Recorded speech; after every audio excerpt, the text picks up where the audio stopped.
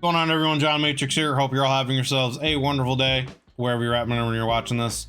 We're going to be jumping back into the SCP Foundation with the Exploring series as we check out the Department of Anomalies, the next video in the Cactus Verse playlist he's got going on here. So links will be down in the description as always to the original video without my commentary and reaction, and to the Exploring series. So if you do me a favor, click those links.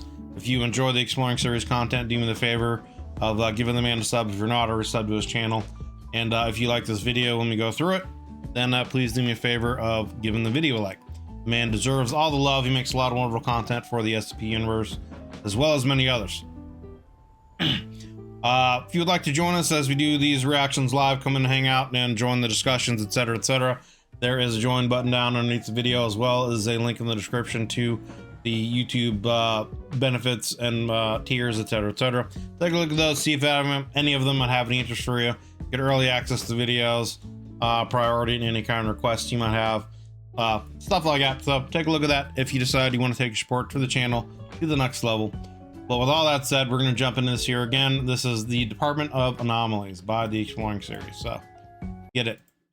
Department of Abnormalities. One question many people have when diving into the SCP universe is, how long has the SCP Foundation been around? The answer, like many things in this universe, is tricky.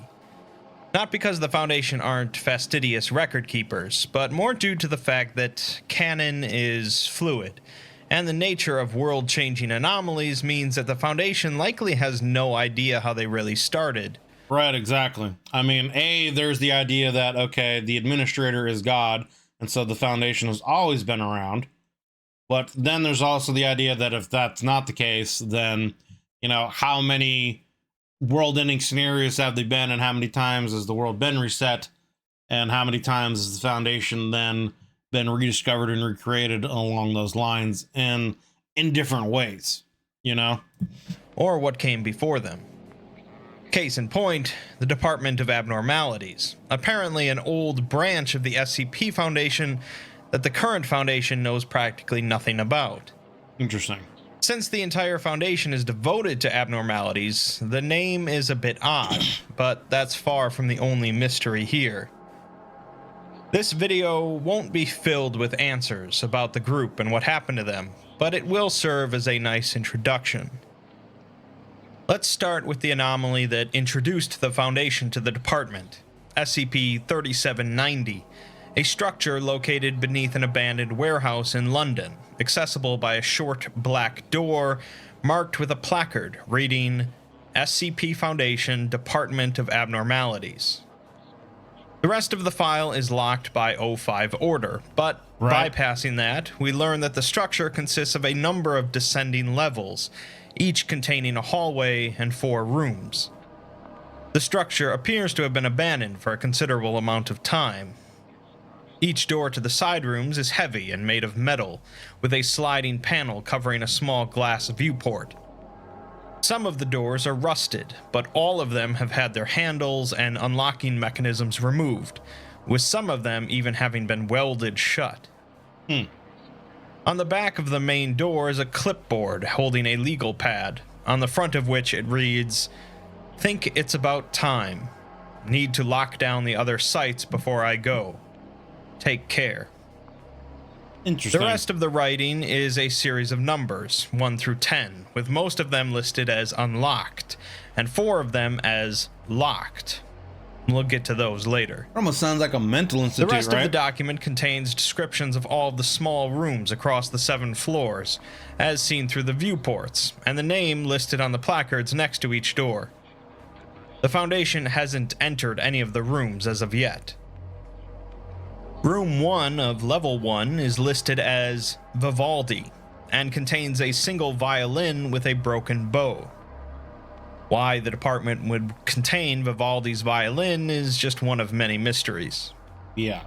Room 2 is listed as Montezuma's Face, containing an ornate wooden chest with gold inlays and a large steel lock sitting on a table, with a quiet clicking sound like that of a clock being barely audible. Your guess is as good as mine. Yeah, what? Room 3 is empty, with no placard, while the placard for Room 4 has been damaged, with the chamber also empty, although long gashes cover the walls and pieces of bone are visible on the floor. Likely something that simply was abandoned there to die. On the second floor, Room 1 is listed as Ian, and the chamber contains a thin, pale man in a straitjacket wearing a blindfold. Perhaps this is an alternate version of the Shy Guy, SCP-096. Room 2 is marked as the Crying Boy, containing a canvas with a sheet draped over it.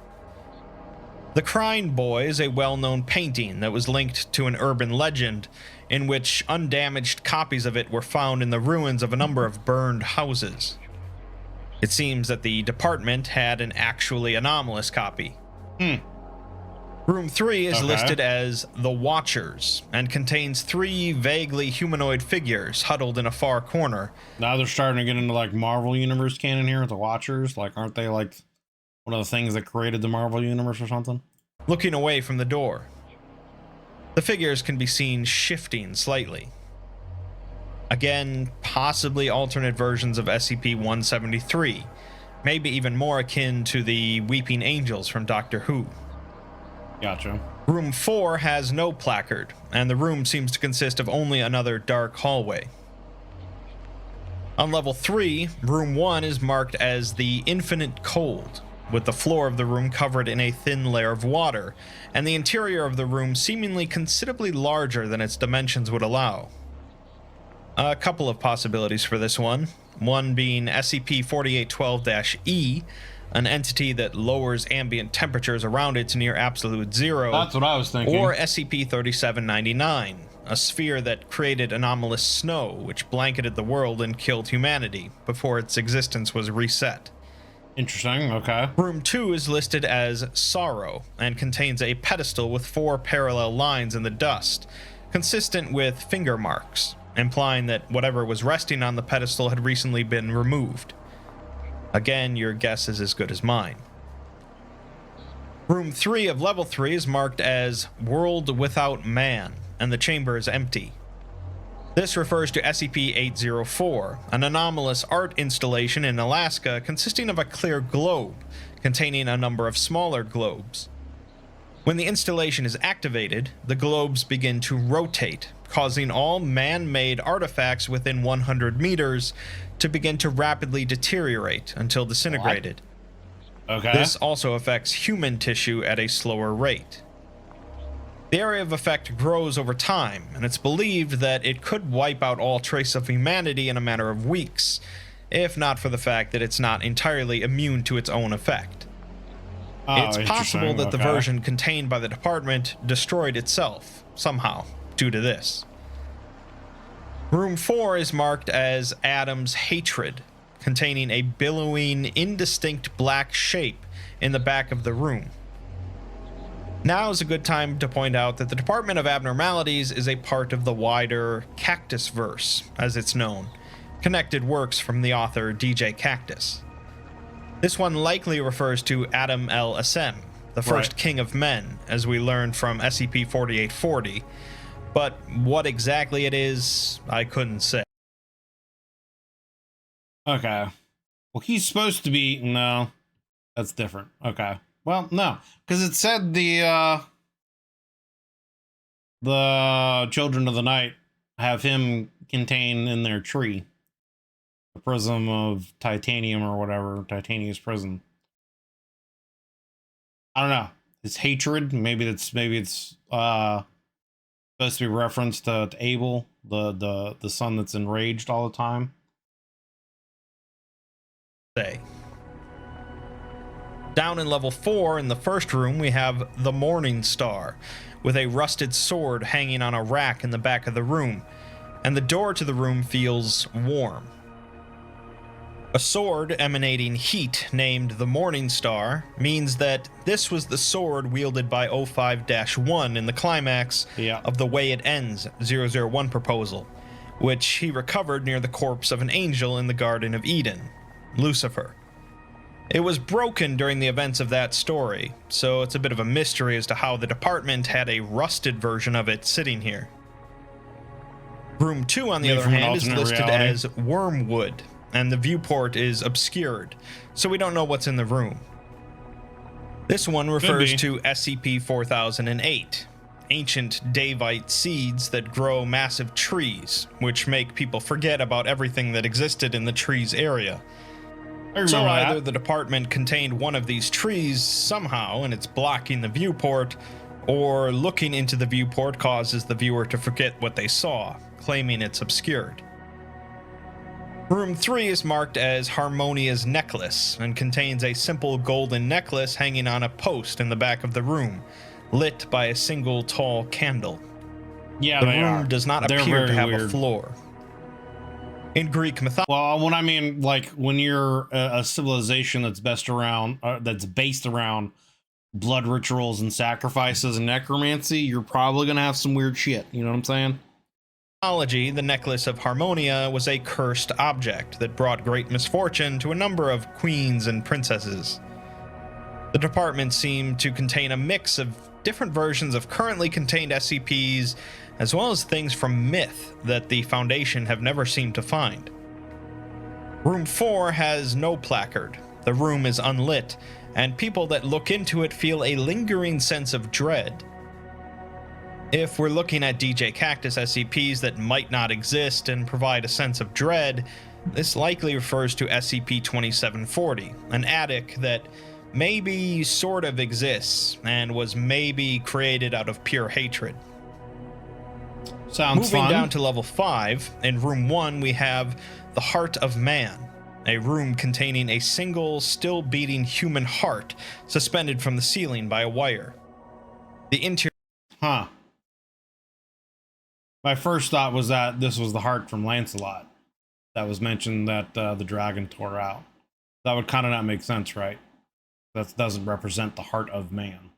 The interior of the room appears to be distorted. This is possibly a reference to SCP-1983, an old farmhouse in which the interior is a distorted patchwork of multiple locations and which contains shadow monsters that tear out people's hearts. I also might just be grasping at straws. The sliding panel for room 2 has been welded shut, and the placard has been pried off, with the word "Hello" scratched into the metal where the placard should be. That could be a reference to the high school one with the cheerleaders. This seems to refer to SCP-3935, an anomalous space existing underneath the Salvation High School in Salvation, Indiana, that completely messed up the entire town. What exactly they have contained in there and how they contained it are pretty interesting questions. Room 3 is listed as Channel 55, and bro, these guys got some heavy shit in here, huh? It does make you wonder, like, how would they have contained these things and in these little rooms that seem just like this seems like a mental institute, right? And like these are just like medical rooms that have, again, these metal doors with slits through it so you can see through. But again, the other question then is, how has the SCP Foundation like lost track of this? But there's any number of reasons where it could have been. This could have been a branch of the SCP that existed in a different, you know, what is the word I'm looking for? Could have existed before some kind of end of the world scenario happened, and then this facility happened to survive it, and now they're just rediscovering kind of situation. Or maybe this is from a different reality, or who knows. The Spartan fellows had all kinds of wild stuff. That's the way the GQ, yeah. And contains a small CRT television sitting in the center of the room with something playing on it, although a dark cloth has been draped over it. Possibly a reference to SCP-055 or Fifthism, but some of these are more clear than others. Room 4 is marked as Living Nightmare and contains a dirty twin mattress on a simple metal frame, with a figure lying on the mattress and a sheet pulled over them. Again, I'm really not sure if this refers to an existing SCP, and it doesn't really have to. It could also be interesting if some of these things are references to ideas of SCPs that DJ Cactus has and hasn't done stories for yet. Or, you know, something along those lines. I wonder if that's what this is. If some of these are like ideas of SCPs that he has and hasn't done stories for, or that he abandoned, and he's just kind of throwing them in there as like a mystery now into this. Level 6, Room 1, is listed as Mr. Silence, containing a tall black wooden box bound in chains and locks, with a bright purple W emblazoned on it. Dr. Wondertainment has put out a number of anomalous humanoids in their Little Mr. series, but Mr. Silence has never been mentioned outside of this chamber. Room 2 is listed as the Dead Man's Chair, containing a wooden chair with a faint shadow sitting in it, although it disappears upon a second viewing. 3 is marked as Utsi, with a layer of ice covering the viewport, and a dark shape barely visible in the middle of the room. Utsi is the oldest natural mummy that has currently been found in Europe, although that hardly makes him anomalous. Right, yeah. Whether the department has some anomalous version of him in here, or it's something else, such as SCP-4812-E, is anyone's guess. Finally, Room 4 of Level 6 is listed as Apollyon's Crown, with a silver lockbox resting on the table in the middle of the room. The exterior of the door is covered in scratch marks, as if by something trying to get into the chamber. As we learned in SCP-4812, the Great House of Apollyon ruled all of Old Europe for hundreds of years, until King Cyrus VIII von Apollyon grew bored and waged war against the fair folk across the sea. This calamitous mistake brought complete ruin to the Empire, and left behind some particularly nasty anomalies, as explained in that article. In SCP-4840, we learn that this crown was actually pulled from another existence by Adam LSM, and proceeded to bring ruin to Adam's empire due to the great envy that his sons possessed for it. It seems that someone still lusted for it even fairly recently, and the fact that it's just sitting here in a room underneath a warehouse in London is rather shocking. Yeah, that's pretty, I mean, that's kind of par for the course, actually, when you think about it, right? Like, a lot of the stuff in the SCP universe that seems like it should be under greater guard sometimes just isn't, and is just out there. You know what I mean? So that honestly kind of feels like that's kind of par for the course. That this great crown from the very first man who was the greatest of creation is just sitting here chilling. That just leaves level 7. But even though the Foundation can see the 7th level through the grated floor of the elevator, the lift mechanism doesn't seem to go down to that floor. The article ends there, with no further information. Now, obviously, there's something more at work here than meets the eye, as the typical Foundation we know would not stop there. The fact that all of these rooms have not been cracked open, and the 7th floor has not been accessed, likely points back to the start of the document, where all of this information was locked by the O5 Council. The Council doesn't want to touch anything in here, doesn't want people to delve into the Department of Abnormalities, and especially doesn't want to know what's on the 7th level. That's kind of interesting. That's actually very interesting, right? Because it's almost like the opposite of what the O5 Council usually does. The O5 Council usually wants to know so they can know what they need to do with various things. And the fact that they're literally trying to wash their hands of this and they don't want to know anything about it and they're trying to keep people away from it. Obviously, that means either they know more than what they're saying and they're trying to keep it hidden, or they just know that something really, really bad is here, and they don't want to know more than what they already know, kind of a situation, you know? I don't know. Layers upon layers of stuff here. On a very rare occasion, the Foundation learn a lesson of, yeah, don't touch it. Or something is actively dissuading them from accessing it. Yeah. Let's look at some of the other Department of Abnormalities facilities, none of which are quite as abundant with anomalies as that one. SCP-3220 is a large... The name Department of Abnormalities, for whatever reason, it gives me like this World War II era vibe, right? Like a precursor to the SCP, like how a lot of organizations now had precursors during World War II that did different things. I don't know. This seems like this would be like the Department of Abnormalities. Seems like it would have been an organization that was put together by someone to try to fight the occult stuff that was going on, you know, that the Nazis and the SS were trying to delve into during World War II, etc. You know, I don't know. I just get that kind of vibe with the name. Underground silo located underneath an abandoned warehouse in Japan. A hatch marked with a placard reading Department of Abnormalities in Japanese is in the middle of the warehouse and leads to a 50-foot deep shaft. The silo itself extends just over 1 kilometer into the ground and is 20 meters in diameter. It appears to be constructed in a manner similar to a panopticon, a structure that would allow a single individual to observe a large number of other individuals around them, without the other individuals knowing if they're being observed or not. Gotcha. I've heard of ideas of this being like, I think there was even a movie made about this with like prison stuff. The idea that, yeah, you're being watched at all times, whether you know you are or not. The silo consists of 200 floors and a large tower that extends from the bottom floor to the top, constructed of opaque, one-way glass. Each floor contains a number of cubic cells, with a drainage gate in the center of each cell.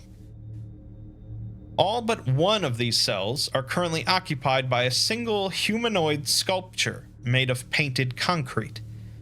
Something All like of these that, sculptures are located directly above their drainage gate and oriented to face the tower, each one constantly secreting an unknown dark red substance. Inside of the glass tower, the Foundation found a viewing room containing a single human skeleton with a broken neck. Nice. It would seem that this silo contains a whole lot of SCP-173 copies, or rather, things that are somewhat similar to SCP-173, but not quite the same. Except for one of them, which managed to escape, and snap the Watcher's neck, and flee out through the hatch. Which I guess that must mean that the one that the SCP has is the one that escaped from this facility. I bet that's what the reference is to then. So we got Peanut's origins here, huh? This one, of course, was recontained by the modern Foundation, and ended up being labeled as SCP-173. There's also another similar entity, SCP-3693, which is a statue that can only be observed when your eyes are closed, and those that observe it often report the feeling of being watched.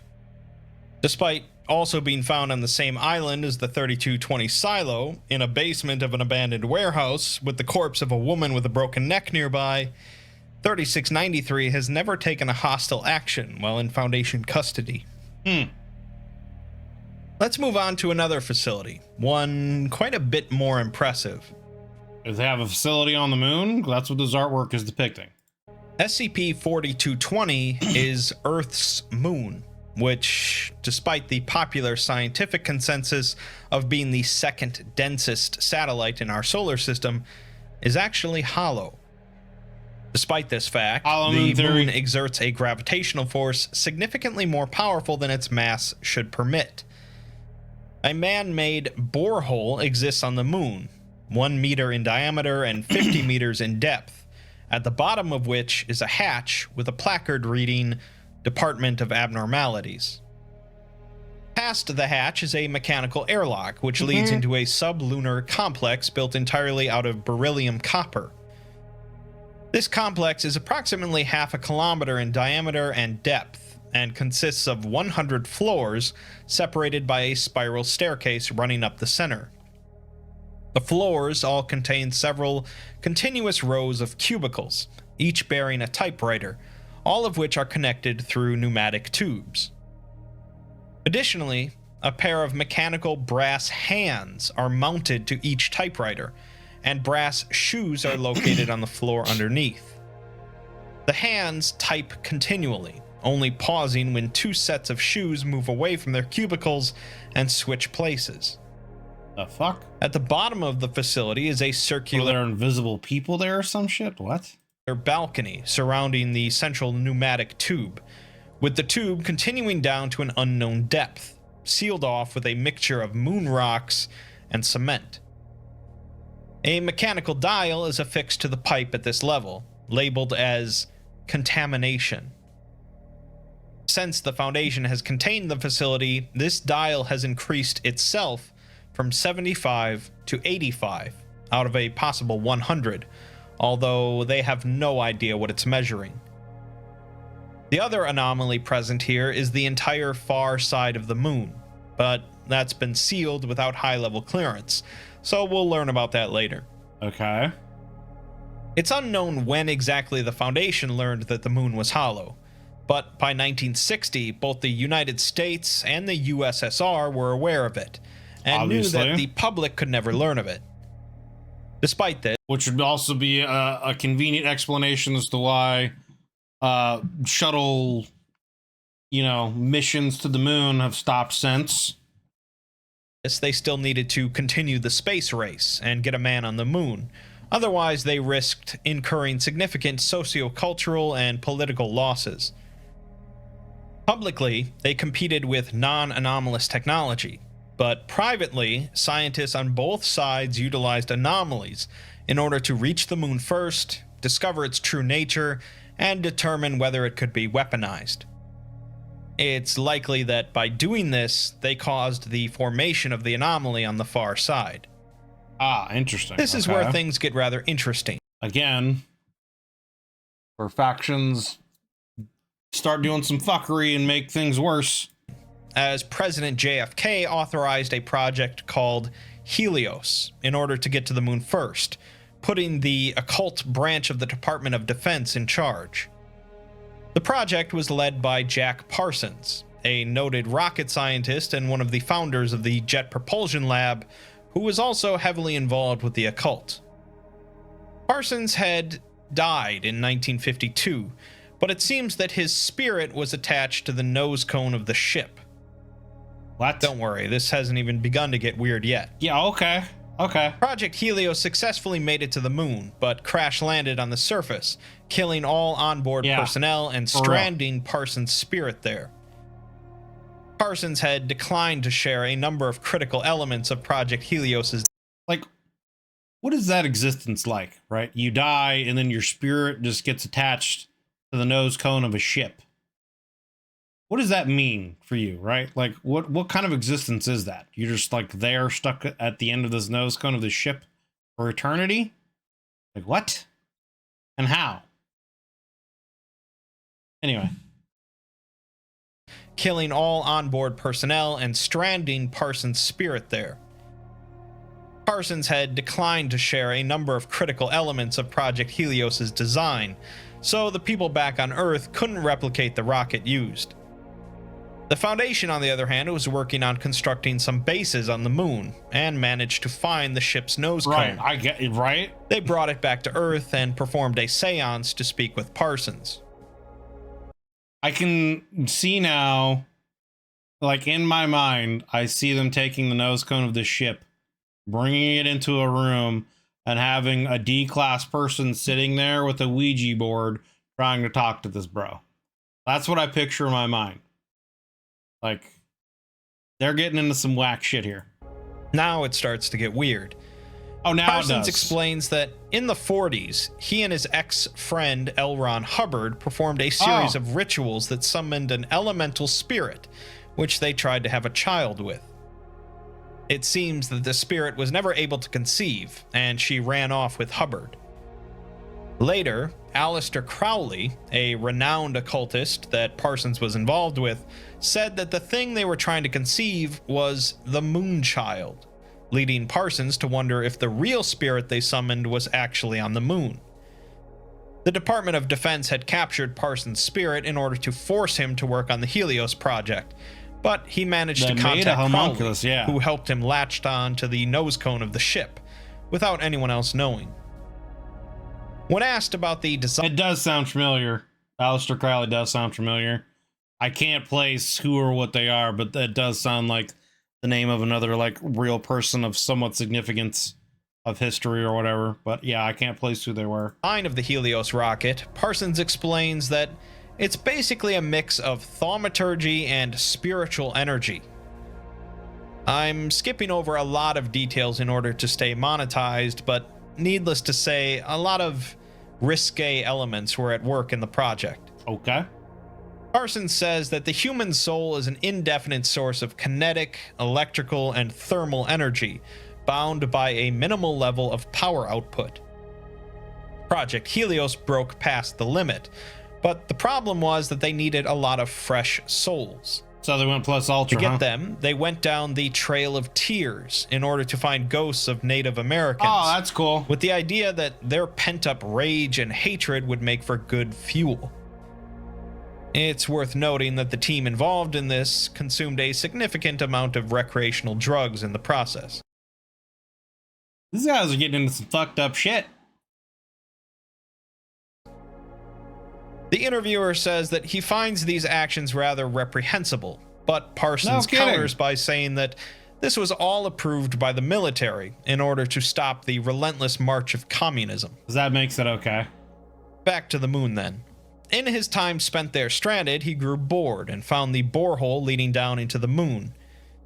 I'm bored. Let me go for a walk on the moon. Oh, look, there's a borehole. What's this? He suddenly goes quiet before saying that he went down there and found a tomb. He saw a man down there, or more of a specter or shade, rent into many little pieces. Each of those pieces is locked in a cage, but he saw the pieces and they saw him. He says that either this thing forced its way up or the moon goddess rejected it, but it was never meant to be seen. He finishes by saying that they weren't the first men on the moon, but they should have been the last. The Soviets, on the other hand, tried a different approach of landing on the moon: necromancy. Utilizing a young girl as a controller, they were able to kill a man and have her control his risen corpse. So they killed a dude, and then they just brought him back to life, then sent him to the moon, huh? I guess that's one way of doing it, you know, without you gotta worry about spacesuits and shit.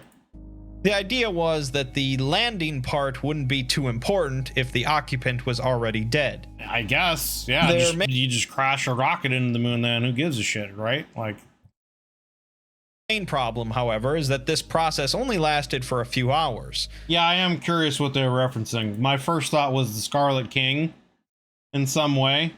Maybe somehow the Scarlet King was like split up and buried there. Hence the idea that there's like different keys or whatever that have to be released. I don't know. So even though they could get a man there by loading him with paralytic agents, they'd only have a few hours once on the moon. Despite this, they did manage to get inside of the facility and find the typewriters, which perplexed them. They wanted a way to keep the corpses around for longer to explore further, and they ended up being introduced to a man who could completely suspend his bodily functions for a length of time. The man offered to teach them how to do this, but he wanted to go to the moon himself, claiming that someone was waiting for him there. Okay. The plan worked though, as individuals in this state of suspended animation could be controlled indefinitely by the girl. They managed to get a man down to the bottom of the facility on the moon, finding the dial to be set at 25, but it rose to 30 while investigating. The girl controlling the subject complained of a foul odor coming from the shaft leading downwards. Meanwhile, the occultist they had brought in continued to perform bizarre rituals while in their employ. After performing one such ritual and claiming to have opened a channel to his goddess, they found that the dial on the moon was now set at 50, as well as several of the pneumatic tubes having bursted. Also, a black smoke filled the facility that congealed the skin of their man there into tar. Later, the pipes This is getting into some weird shit, brother. sealed themselves off, as I if mean, like, even for the SCP, this is kind of getting into some, like, weird out there shit. as well as several of the pneumatic tubes having bursted. Also, a black smoke filled the facility that congealed the skin of their man there into tar. Later, the pipes sealed themselves off, as if they had never burst, and the smoke was gone. The dial was now at 65, and the typewriters are working at full speed. The girl was much more hesitant about going down the shaft to the bottom, while the occultist continued to perform his rituals. Eventually, the girl controlled a man and had him slide down the single pipe leading underneath the facility, losing much of his skin in the process. Yikes. They discovered that underneath the facility, the interior of the moon is filled with giant glass chambers, each shaped like a perfect dodecahedron. Okay. They couldn't determine how far these chambers spread. Each chamber was connected to 4 others by means of bronze-colored metal hatches in the corners of each room, with smaller pipes winding through all of the chambers. The entire area was filled with a foul smell, which seemed to spread to the girl back on Earth, even after several showers. The next man is sent in with a hazard suit, as the air has become corrosive at this point. They find that some of the glass chambers house smaller glass cages shaped like human organs filled with black smoke. This smoke was being fed into the pipes and pumped into the moon, while other chambers were filled with smoke. So the moon is just a giant containment facility for whatever it is that they're trying to contain here, it seems.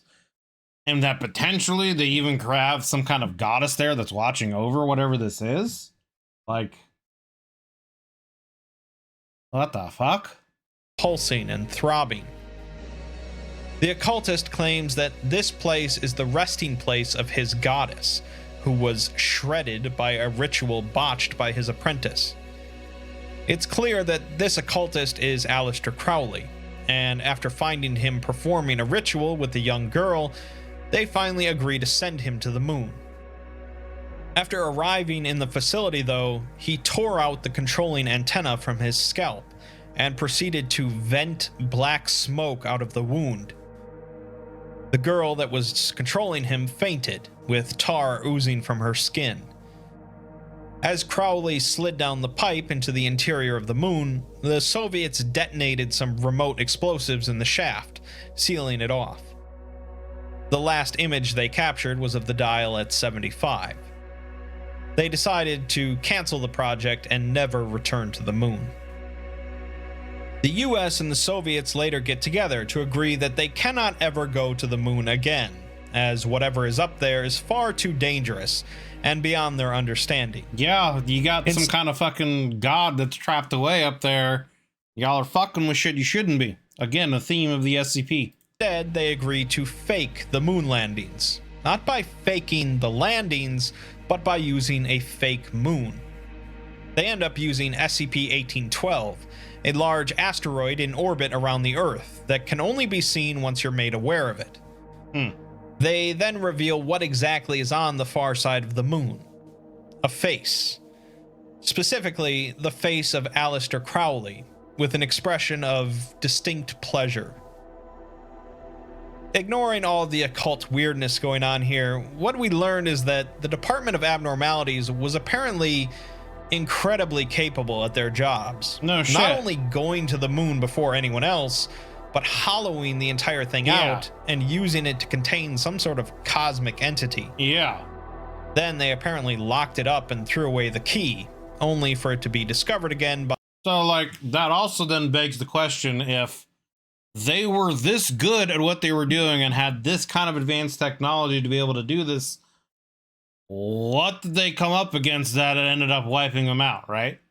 Unless they still do exist in secret, and they're so secretive that no one knows about it. By some bumbling governments. And, like, they just let the SCP Foundation deal with the trifling stuff, which even then, like a lot of the stuff that you know, the deer and all these other like end of the world scenarios, if that would be considered like trifling and not worthy of the Department of Anomalies time, like, or Abnormalities time, like, what then would they be dealing with? You know what I'm saying?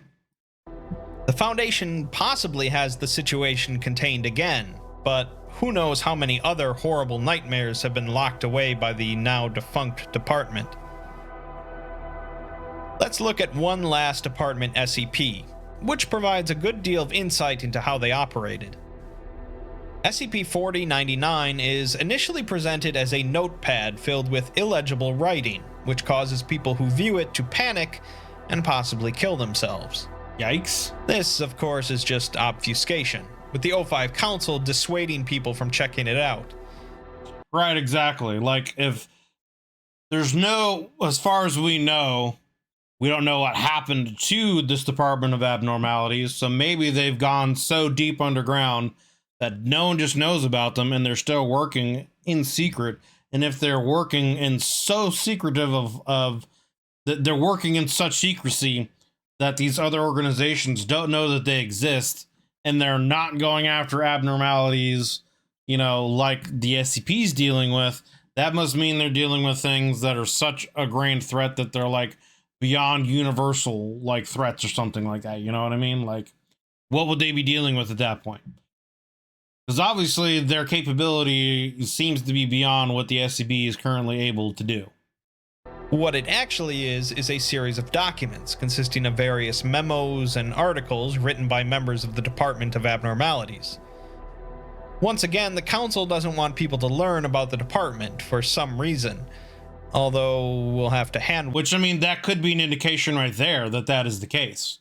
It could be an indication that the O5 Council has some knowledge of the Department of Abnormalities, and the Department of Abnormalities is like, we're working on a level beyond your even comprehension, so you guys take care of this stuff, we'll take care of this stuff, and we're going to remain the absolute secret that you cannot let anyone know about. We're only letting you guys know that we're only letting you know that we are still in existence. You know, something like that, you know? Waive the fact that this is all on the database. The memos are between an Agent Shane and a Dr. Horton, with Shane writing that they picked up 3 more this week, although Bobby lost his arms to one of them. He also apparently passed Horton some copies of files, but asks why he needs them. Horton writes that he received word that they might be transferring the abnormalities contained in their facility. Shane will apparently have to live in the same facility as the abnormalities he's contained, but Shane writes that he just captures them. It's the researchers that contain them. He later sends a memo asking about how the abnormalities are doing that he captured, which is a rather odd question when it comes to field agents in the Foundation, but this is a different Foundation. Horton replies that the abnormalities are doing fine, but they're acting much differently than they were in the field. He writes that something feels off about them. Shane says that whatever it is, he should make sure he's safe. He's on his way to meet the new general in charge of the operation. In the next memo, though, Shane writes that the general issued a termination order on an entire village in Portugal, and Shane followed it. This seems to refer to SCP-002, a large fleshy growth that can kill people and convert them into furniture for its interior. Nice. 002 crash-landed from space near a small village in Portugal, where a General Mulhausen led a squad of SCP personnel to retrieve it. Mulhausen proceeded to issue a termination order for any witnesses to the event, which seems to be what Shane is referring to. Fans of the modern SCP Foundation will no doubt raise an eyebrow at this, as the Foundation practically never terminates witnesses, instead preferring to amnesticize them. Right. SCP-002 is obviously a very early SCP, but it seems that, according to 4099, it actually predates the modern Foundation, instead being handled by the Department of Abnormalities. Unlike most other things handled by them, though, this one ended up still in Foundation hands. Shane proceeded to kill Mulhausen and wonders why Horton isn't responding to his calls or memos. We're then given a series of short documents resembling SCP articles, but with different formatting. In fact, the format is the same as one of the SCP-001 proposals, the prototype, which is depicted as one of the very first anomalies that the Foundation contained. It's noted that none of these entities listed in these documents are contained by the Foundation. The first is a hostile humanoid entity wearing a uniform typical of air raid wardens used in the 1940s. This one's going in all kinds of just like weird directions with things. And I would assume that he plans to flesh out this Department of Abnormalities further at some point in time. But yeah, I wonder if it's like, is this a situation where this is like a department that is dealing with stuff that's far beyond what the SCP is capable of, I guess. I don't know. Its pockets are filled with bullets, and it emits small doses of gamma radiation, with its palms covered in a caustic adhesive that burns human skin on contact. It was first seen by tourists at a diner in Nevada. The department came in to contain it, utilizing some new containment protocols developed by the late Dr. Ketter. I'll note that Dr. Ketter died during the initial testing of the prototype SCP, which means that this occurred afterwards. The second entity is a hostile, emaciated humanoid with elongated arms and almost no orifices across its body. It displays considerable strength for its body structure, and also temporarily takes on some certain traits of whatever animal it eats, including intelligence when eating a human. The third object is a small vase of roses, which emits a large amount of gamma radiation. Essentially, anyone who comes near it dies in a pretty messy way, but then reanimates and attacks people. What the fuck? These are some really basic anomalies, which is quite in line with the prototype. The idea of anomalies becoming more and more unusual and involved over time is not a new one, both in-universe and out-of-universe. So it seems that most of the things contained by the department were pretty simple. At the same time, though, they seem to handily contain Lucifer's sword, Apollyon's crown, and some sort of cosmic moon entity. Some serious stuff. On the back of one of the documents is the address of a facility mentioned in the memos, so the Foundation sent in an MTF to check it out. The team is sent to Pripyat in the Chernobyl exclusion zone in Ukraine, where the team lead says that whatever they find here, Overwatch wants it to be kept quiet, so they either lock it up or terminate it. In the middle of Pripyat, they find a maintenance elevator surrounded by glass, which seems to be their destination. They press the single button on the elevator and wait 3 minutes for the doors to open. Inside, they find a keypad, and Overwatch Command provides a 4-digit code for them to use, although how they got this code isn't mentioned. Right. The team takes the elevator down for 3 minutes while an automated message reads, "Welcome to the Department of Abnormalities," over and over again in English and Russian. When they reach the bottom, they enter into a dark and abandoned facility, where they find the 3 objects described in the earlier documents, locked up in cells. They also find a sealed door with a placard reading, "Absence." As the group splits up, 2 of them find a note on the floor next to the locked door of the director's office. The other 2 find a large server room with a glowing red button on one of the servers, emitting a humming sound. As is dictated in Foundation protocol, whenever you find a glowing red button in a creepy abandoned facility, you must press it. So they do. This seems to automatically open all of the cells.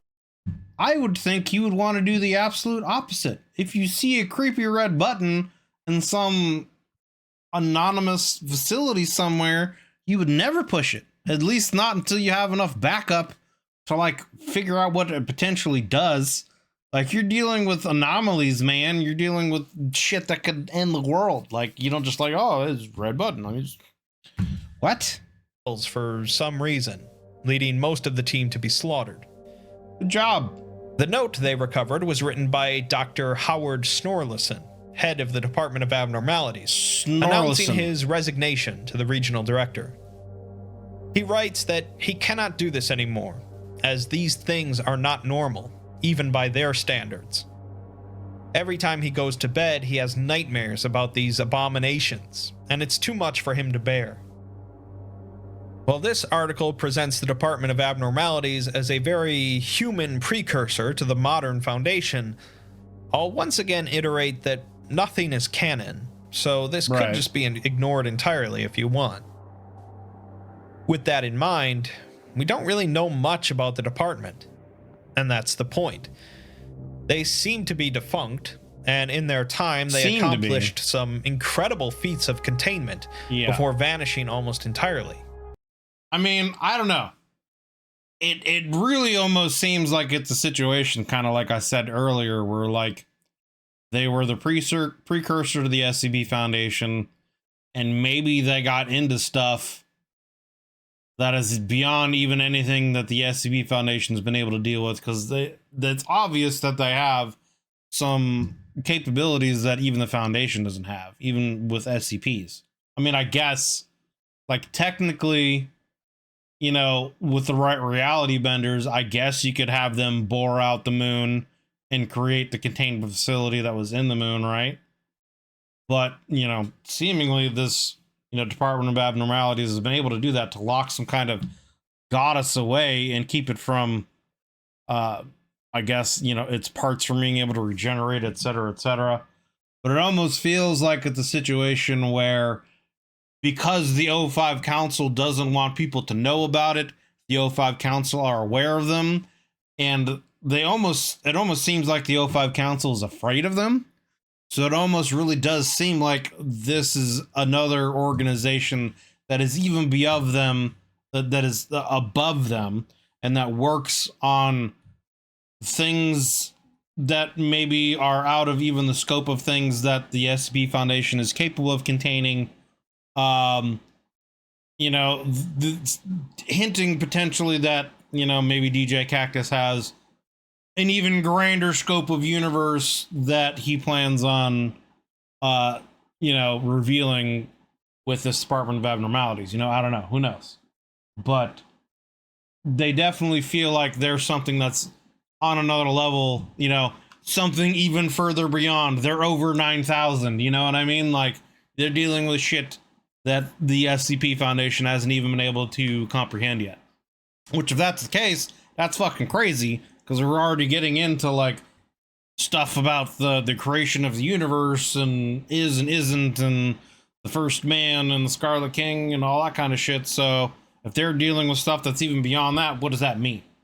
You know? Are they starting to deal with stuff that's, like, beyond the multiverse and shit like that? You know what I mean? Like, I don't know. The actual foundations of reality itself, and I don't know. Anyway.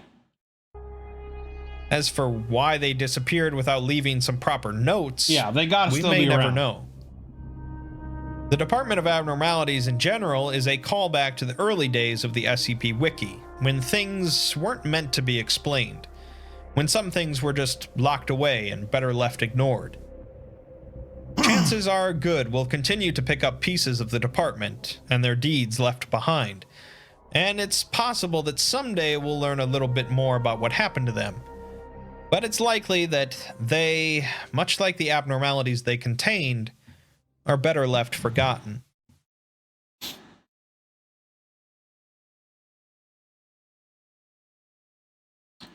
Well, I've also included SCP-5832, but I didn't really feel comfortable explaining it. I recommend reading it for yourself if you're interested. Just keep in mind it's meant to be connected to SCP-231. Okay, not much, not really a quote, just a suggestion there at the end. Okay. Interesting. I know I say that word a lot, but I do feel like from this story, I've pretty much given my thoughts on what I think. I feel like this is potentially another organization in the SCP universe that works on things and is so secretive that the O5 Council either fears them. Obviously, the O5 Council doesn't want people to know about them, but potentially is even afraid of them. So, like, they could be dealing with stuff that is beyond the capabilities of even the SCP Foundation. They could be the ones that actually run everything, you know, who knows? Maybe it's something that crazy. But I almost feel like this is something, I mean, I don't know, like, obviously, when this story or these stories were made and, et cetera, you know, in the timeline of DJ Cactus's stuff. But you know, I wonder if this is a situation where, like, he's setting this up to, like, take the scales of his stories even further. You know what I mean? Like, you know, the SCP Foundation, what he's done with, like, his universe so far, or, like, this is Goku, like, at base level, and now he's getting ready to go Super Saiyan with his stories and, like, escalate things to an even grander level, which would be pretty crazy, like I said, because we're already getting into, like, the foundations of reality and creation and yada yada. So, like, where do you go beyond that? But I would be interested, obviously, to know more about this, because they seem to very casually also have a lot of, like, crazy stuff locked away. Lucifer's sword, the crown of the first man that corrupted everything, the potential manifestation of, you know, hate and envy of humanity. Like, all of these things are just kind of casually locked away, you know? So, like, and then they created this massive containment facility out of the moon itself to contain some kind of goddess. So, like, yeah, I don't know. It seems like they're into some crazy shit. Never thought of that as interesting. The SCP really did used to be way less connected and locking stuff up and throwing away the key. If I remember correctly, DJ Cactus has been giving assistance to the department for a while. So yeah, I don't know. I wonder if that is the situation, though. I wonder if he's, like, planning on using it as a way to, like, escalate his stories or his universe to another level and introduce this as another faction, or maybe even another layer of the SCP Foundation that is above what's currently there, you know? So but yeah, so that was the Department of Abnormalities by the Exploring series. Links will be down below in the description, as always, to the original video and the Exploring series channel. If you could do me a favor, if you enjoyed this video of his, go over, click the link, give it a like. And if you enjoy the man's content and you're not already subbed to him, please go over and give the man a sub, as he definitely deserves the love. He makes a lot of great content for the SCP universe and others, and you know, makes just a lot of great content and definitely deserves it. So go over there and give the man a sub. If you'd like to join us when we do these discussions live, we'd love to have you guys come in and hang out and you know, join in the discussions. There is a join button underneath the video, as well as a link in the description. You can check out the various YouTube tiers and see if any of the benefits have any interest for you, if you decide you want to take your support to the next level. But regardless of that, if you enjoyed this video, consider leaving a like and a sub, as it helps me and helps the channel grow.